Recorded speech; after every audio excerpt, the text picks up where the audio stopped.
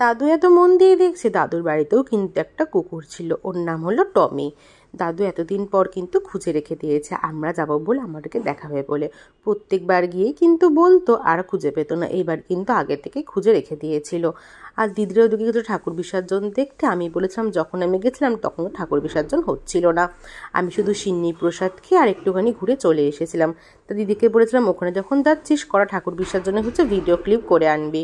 আর দেখো সেই ভিডিও ক্লিপগুলোই ও করে এনেছে আমার জন্যে। এখানে সেই একসাথে অনেকগুলো কালী ঠাকুর হয়েছিল, সেই ঘন্টুকে নিয়ে গেছিলাম, ওই ঠাকুরটা তখন বিসর্জন হচ্ছিল, সেটাই দেখো ভিডিওটাও করেছে। আর দেখো পরপর কিন্তু অনেক বড় বড় কালী ঠাকুর যাচ্ছিল, ওরা কিন্তু বেশ খানিকক্ষণ ছিল। তারপরে সেই কালী পুজো থেকে ভাবছি হাতে মেহেন্দি পরবো, তাই মেহেন্দি পরা হচ্ছিল না।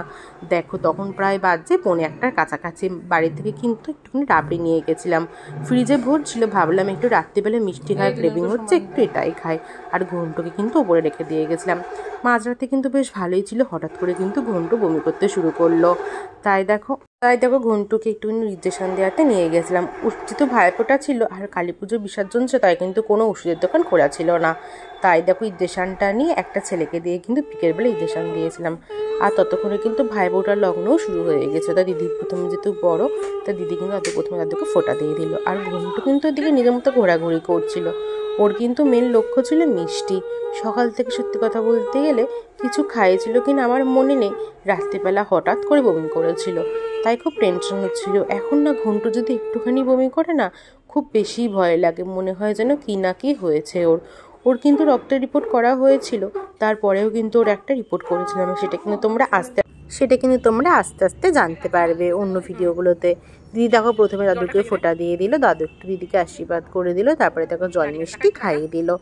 এইবার কিন্তু আমার পালা। দেখো যখন আমি দিতে শুরু করেছি, ঘন্টু কিন্তু কিছুই বুঝতে পারছে না যে কি হচ্ছে। যেহেতু আগুন জ্বলছিল, এই জন্য কিন্তু ঘন্টু বারবার করে চারিপাশে ঘোরাফেরা করছিল। আরেকটাও কারণ ছিল, মিষ্টি ছিল বলে তাই। ঘন্টু কিন্তু প্রচুর মিষ্টি খেতে ভালোবাসে, ঠাকুর পুজো টুজো দিয়ে এলে কিন্তু মিষ্টির জন্য কিন্তু সে লাফালাফি করে। তাই দেখো চারিপাশে কিন্তু বারবার করে ঘুরছিল। আমরা দাদুকে ফোঁটা দেওয়া হয়ে গেছে, তারপর দাদুকে আমি প্রণাম করে নিলাম আর একটু মিষ্টি খাইয়ে দিলাম। দাদু কিন্তু আমাদেরকে 500 টাকা করে দিয়েছে। সেই ভিডিওটা ক্লিপটা নিতে না ভুলেই গেছিলাম, আসলে এত তাড়াহুড়োর মধ্যে ছিল, প্রায় কিন্তু খাবার সময়ও হয়ে গেছিলো। নিচ থেকে কিন্তু মনি অলরেডি খেতে দেখে ফেলেছিল, তাই কিন্তু খুব তাড়াতাড়ি করছিলাম, কারণ এরপরে কিন্তু দিদাকে ফোঁটা দিতে হতো। তারপরে দেখো দাদুকে ফোঁটা দেওয়া কমপ্লিট হয়ে গেল, আর দাদুকে কিন্তু আমরা এইসব খাবার দাবার জিনিসগুলো কিনে দিয়েছিলাম। প্রত্যেক বছর কিন্তু দিদাকেও দিই, আগের বছর কিন্তু আমি শাড়ি পরেছিলাম।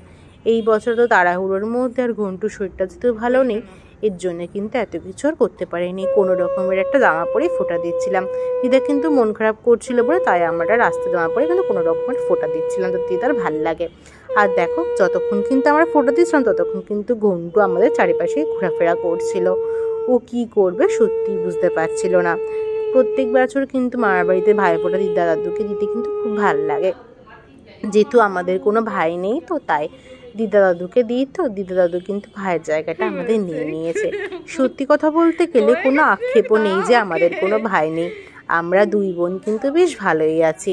ভাই হলে সেই মারামারি ঝগড়া এসব ভাল লাগে না, আমরা যেহেতু যমজ তাই কিন্তু আমাদের আর ভাল লাগে না যেহেতু আমাদের মাঝে আর কেউ আসুক। এখন তো বড় হয়ে গেছে, তাই মতে হয়তো অনেক অমিল হয়েছে, তাতে কি হয়েছে। মাঝে মাঝে একটা সময় গিয়ে ভাবি আমরা দুজন কিন্তু বেশ ভালোই আছি, আর যতদিন আমাদের লাইফে ঘন্টু এসেছে তারপর কিন্তু আমাদের আরও বেশি ভাল লাগে।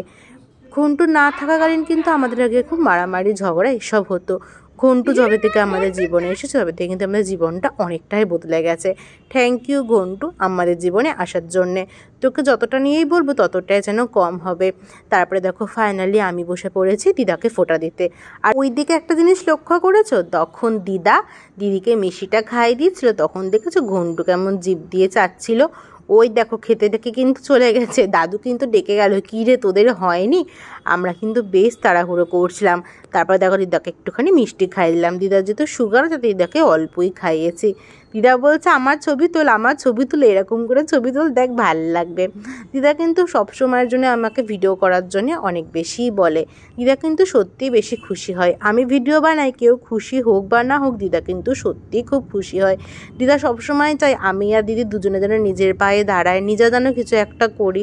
আর সত্যি কথা বলবো, আমি যে ভিডিওটা বানাই কেউ দেখুক চাই না দেখুক, দিদা কিন্তু দেখতে সত্যিই খুব ভালোবাসে। দিদা আমাকে জিজ্ঞেস করে এই ভিডিওটা কেন এরকম করছিস, ফোন করে করে কিন্তু জিজ্ঞেস করে। দিদাকে যেহেতু আমাকে আর দিদিকে সব থেকে বেশি ভালোবাসে, তাই দিদা যখন মন খারাপ করে দিদা কিন্তু আমার এই ভিডিওগুলো দেখে আর নিজে নিজে কিন্তু খুব খুশি হয়। আজ এই ভিডিওটা এখানেই শেষ।